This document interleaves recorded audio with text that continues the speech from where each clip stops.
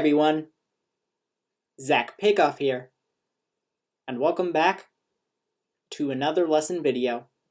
Today, I will be going over the 14-2 work together.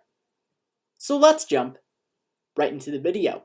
Okay, so as I had stated before, I'm going to be going over the 14-2 work together.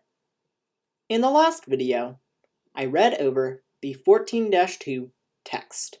If you did miss that video for any reason, please click the link in the description. But anyway, today I will be going over the 14-2 work together, where we will be beginning an 8-column worksheet for a merchandising business. So the instructions say a partially completed worksheet for Coastal Aquatics is given in the working papers. 4 general ledger accounts are shown below. Your instructor will guide you through the following examples. Number 1. Enter the accounts and account balances on the following lines. Alright, so as you can see here, we have the line number, the account, and the account balance. Number 2. Total, prove, and rule the trial balance. Number 3. From a physical count of the following December 31st balances are determined to be supplies office, $657.15, supplies store, $633.11, and prepaid insurance, $800. Analyze adjustments that need to be made for the accounts above and enter the adjustments on the worksheet.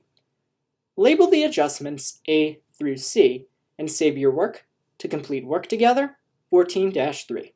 Okay, so now that I've read over the instructions, let's jump right into the 14-2 work together.